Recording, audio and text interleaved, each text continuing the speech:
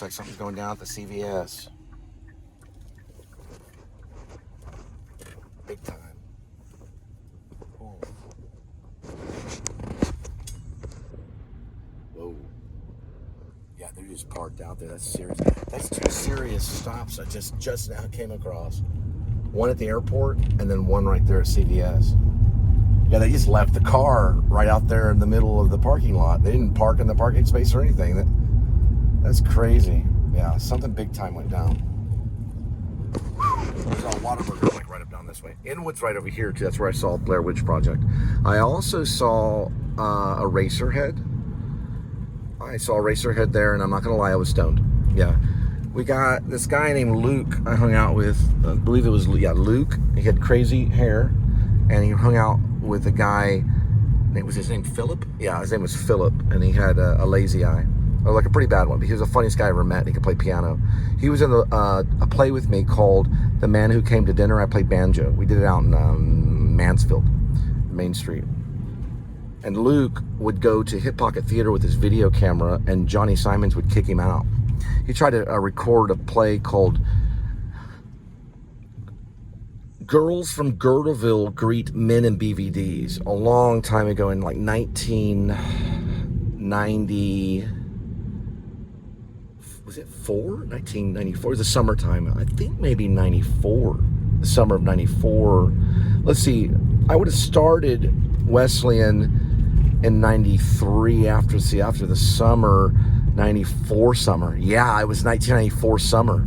Pretty sure.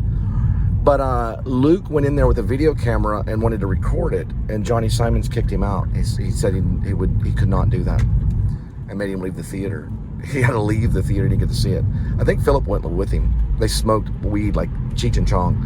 They took us all out here. We all met at the Inwood in this area, and we all saw Racerhead completely stoned. And I thought it was just as good sober or stoned. It didn't change. Yeah.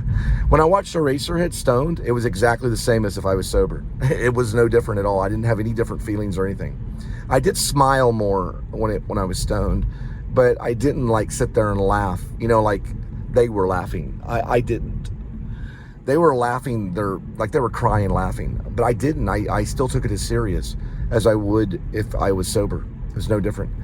I also saw a porno there in Inwood that was in probably 1992-ish with my friend Kurt. And it was like the Sunshine Lady, it was like in the 70s. And it was incredibly erotic. Those pornography in the 70s were completely different. Like Debbie Does Dallas is a complete different type of pornography. That's borderline almost cinema. Something Andrew Warhol might have done or something. We saw something where they were in the field. It was in 3D. It was at Inwood, yeah. And it was in 3D, wore 3D glasses, and it was incredibly erotic. It wasn't like the trash that's out today, where like 5 guys are going at it with one, helpless bitch, This was like, these were like almost, they were just beautiful. Oh yeah, it was gorgeous. And then Kurt and I, like, we talked about it all the way back to, he lived where did he live? It wasn't Richland. Was he at Hearst? I don't remember where he lived. It was like, he had a bug. He had a beetle. It's called a VW bug from like the 60s. He wrote, I think, love on one side. On the other side, he wrote happy. He was a big time artist. And he really a chain smoker. Yeah, he smoked cigarettes constantly. We would go out to Deep Ellum and just hang out, like eat food and just walk around. And he wasn't a big dancer. I was the guy that would be dancing in the clubs all night. I like to go to Industry. It was over in the corner of Deep Ellum. But we'd just hang out at Deep Ellum. Our cars would get towed, and we'd have to come back and borrow a little bit of money to get the car. You could get the car out back then for $30 or $40. Yeah, nowadays it's $300 or plus. You do not want... Listen, I got my car towed not very long ago, doing Angie services, which is like cleaning house. All I did was go into recover parking for a moment. I started vacuuming. I came back out to get some water for my car. It was gone. $300 plus to get it out. $300 plus.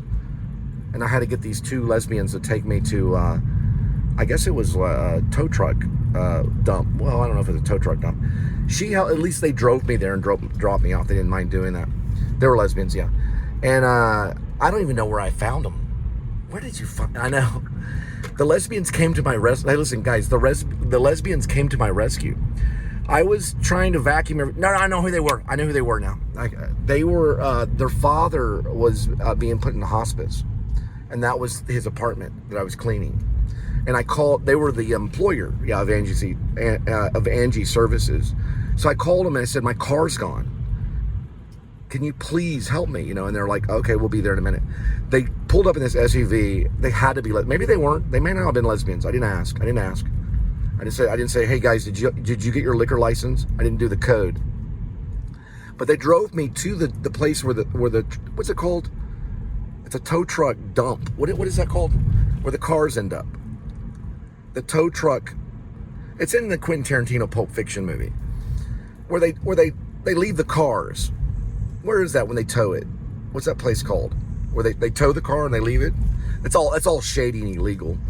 But what is it called though? It's the tow truck. What? It's not the tow truck dump. That's what I call it. But it's almost like a junkyard, but it's cars. What do they call that? Well, anyway, they took me there. And my car was there, and I paid them. I was like, just whatever money you want. You know, it was like $300+ to get it out.